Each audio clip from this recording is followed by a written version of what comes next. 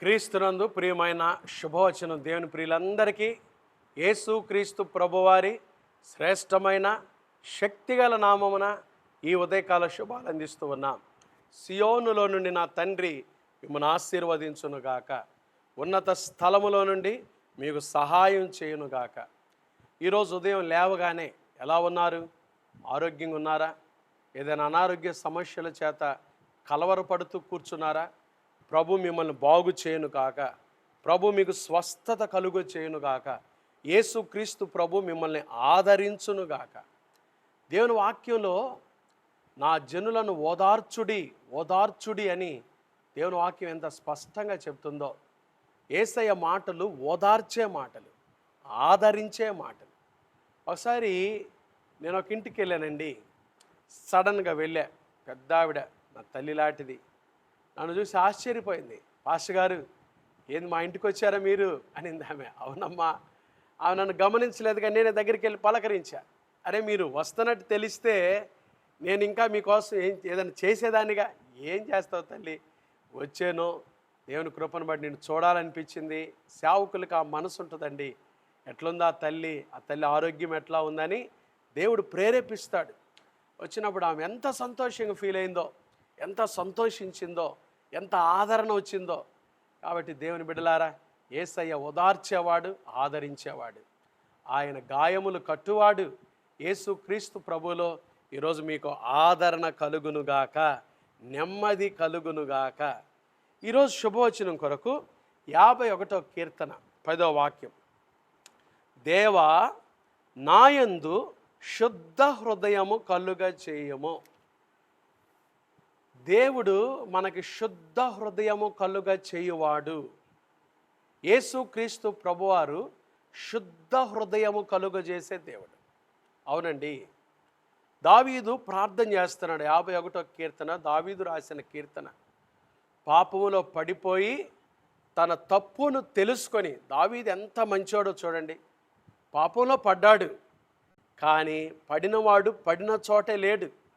తన అతిక్రమములు, తన అపరాధములు, తన తప్పులు తెలుసుకొని క్రీస్తు దగ్గరకు వచ్చి పాప క్షమాపణ కోరి ప్రభువుని అడుగుతున్నాడు, నా యందు శుద్ధ హృదయము కలుగచేయము. ఈ లోకంలో తప్పులు చేయని వారు ఎవ్వరు లేరు. బైబిల్ చెప్తుంది, నీతిమంతుడు లేడు, ఒక్కడు లేడు. అనీతిమంతులమైన మన కొరకై నీతిమంతుడైన యేసుక్రీస్తు ప్రభువారు ఈ లోకానికి వచ్చి మన పాప నిమిత్తమై సిలువలో మరణించి సమాధి చేయబడి మరణాన్ని జయించి తిరిగి లేచుట ద్వారా ప్రభువులో గొప్ప విడుదల, విమోచన, క్షమాపణ మనకు ఈరోజు సాధ్యం. దేవుని బిడ్డలారా, దావీదు తన తప్పును తెలుసుకొని ప్రభు దగ్గరికి వచ్చి కనికరాన్ని కోరుకుంటూ ప్రభు పాదాలు పట్టుకొని, దేవా, నా యందు శుద్ధ హృదయము కలుగ చేయమని ప్రార్థన చేస్తున్నాడు. ఎప్పుడైనా యేసు ప్రభు ఉందని ప్రభు దగ్గరికి వచ్చి ఈ ప్రార్థన మనం చేశామా? దేవా, నా యందు శుద్ధ హృదయం. ఎందుకని మన హృదయాలు అపరిశుద్ధమైనవి. ఇర్మీయా గ్రంథం 17వ అధ్యాయం 9వ వచనంలో దేవుని వాక్యంలో ఒక మాట మీ కొరకు చదువుతా చూడండి. ఇర్మీయా గ్రంథం 17వ అధ్యాయము 9వ వాక్యం చదువుతున్నా. ఇర్మీయా గ్రంథం 17:9. హృదయము అన్నిటికంటే మోసకరమైనది, అది ఘోరమైన వ్యాధి కలది, దాన్ని గ్రహింపగలవాడెవడు? చూసారండి, హృదయము అన్నిటికంటే మోసకరమైనది. మనుషులు పైకి బాగానే కనబడతారు, కానీ లోపల వారి హృదయము చాలా మోసకరమైనదండి.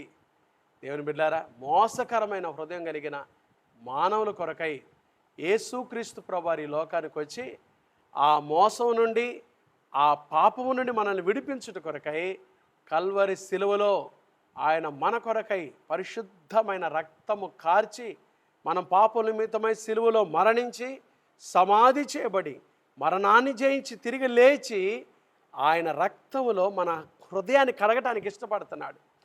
దేవుని వాక్యంలో ఒక మాట, అద్భుతమైన మాట. యేసు రక్తము ప్రతి పాపము నుండి మనల్ని ఏం చేస్తుంది?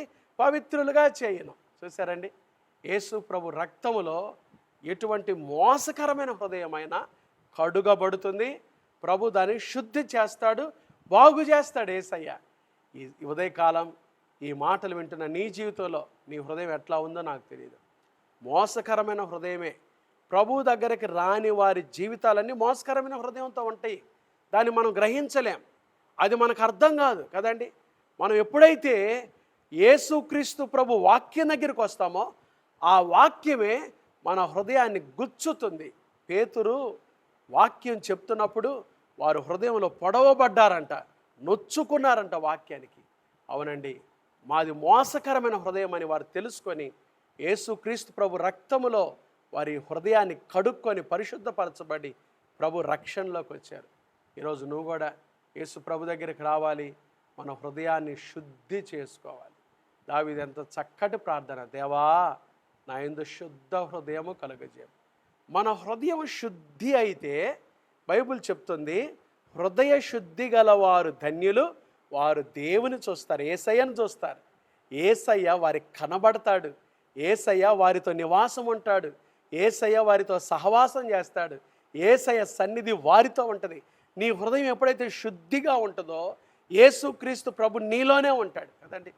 మన హృదయం శుద్ధిగా ఉంటే సామెతల గ్రంథంలో ఒక మాట చదివి ప్రార్థన చేస్తా. చూడండి, సామెతల గ్రంథం 22వ అధ్యాయం, సామెతల గ్రంథం 22వ అధ్యాయం 11వ వాక్యంలో మన హృదయం ఎప్పుడైతే శుద్ధి చేయబడుతుందో, హృదయ శుద్ధిని ప్రేమించచ్చు దయగల మాటలు పలుకువానికి రాజు స్నేహితుడు అవుతాడంట.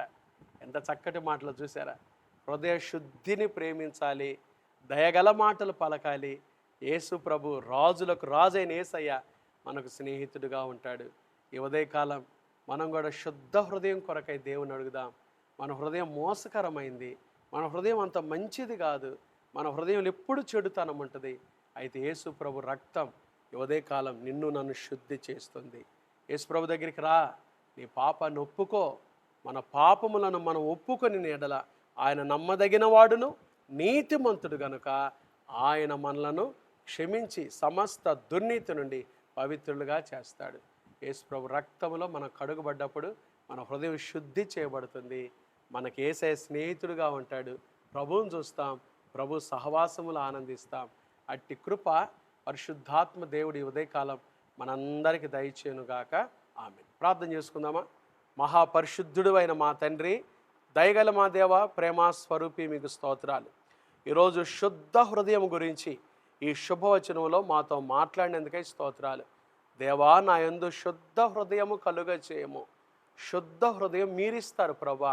మోసకరమైన హృదయం కలిగిన మా జీవితాలను కడిగి బాగు చేసి శుద్ధ హృదయం కలుగజేసే గొప్ప దేవా, మీకు స్తోత్రాలు. ఈ ఉదయకాలం మా హృదయాలు శుద్ధి చేయండి, మా హృదయాలను మీరు కడగండి, మీకు ఇష్టంగా మేము జీవించడానికి సహాయం దయచేయండి. ఈ ఉదయకాలం శుభవచనం చూస్తున్న నీ బిడ్డలు ఎంతమంది అనారోగ్యంతో ఉన్నారో, హాస్పిటల్ ఐసీయూలో ఉన్నారో, రోగులుగా ఉన్నారో, యేసు నామములో వారికి స్వస్థత కలుగునుగాక, కృప కలుగునుగాక. ఈరోజు పుట్టినరోజులు, వివాహ వార్షికోత్సవాలు, శుభకార్యాలు పెట్టుకుంటున్న బిడ్డలు మీరు ఆశీర్వదించండి. రాబోయే నూతన సంవత్సరాలు బిడ్డల జీవితాల్లో ఆశీర్వాదకరమైన కార్యాలు జరిగించమని ప్రార్థన చేస్తున్నాం. నీ కృప తోడుగా ఉంచండి తండ్రి. చిన్న బిడ్డలు మొదలుకొని పెద్దవారి వరకు వారు వెళ్తున్న స్కూల్స్, ఆఫీసులు, కార్యకలాపాలు, రాకపోకలు కృపాక్షేమాలు తోడుగా ఉంచండి. మీ సన్నిధి నీ బిడ్డలకు తోడుగా ఉంచండి. మంచి ఆయురారోగ్యాలు దయచేయండి ప్రభా. నీ బిడ్డల మీద మీ దీవులు కుమ్మరించమని ప్రార్థన చేస్తున్నాం. ఎవరు ఏ అవసరతల్లో ఉన్నారో జ్ఞాపకం చేసుకోండి. చిన్న బిడ్డలను దీవించండి, యవనస్తులను దీవించండి, పెద్దలు, వృద్ధులు, విధవరాండ్రను దీవించండి. వ్యాపారం చేసుకుంటున్న వారి వ్యాపారాలు దీవించండి. చేతుల కష్టార్జితం చేసుకుంటున్న బిడ్డలు వారి కష్టార్జితాలు దీవించండి. ఉద్యోగాలకు వెళ్తున్న బిడ్డలు వారికి ఉద్యోగాల తోడుగా ఉండండి. ఎదురయ్యే ప్రతి ఆటంకాలు తొలగించమని ప్రార్థన చేస్తున్నాం. నిరుద్యోగులకు ఉద్యోగ భవిష్యత్తు దయచేయండి ప్రభా. పరీక్షలు రాస్తున్న బిడ్డలకు విశేషమైన జ్ఞానము దయచేయండి ప్రభా. పోటీ పరీక్షలని బిడ్డలకు తోడుగా ఉండండి మా తండ్రి.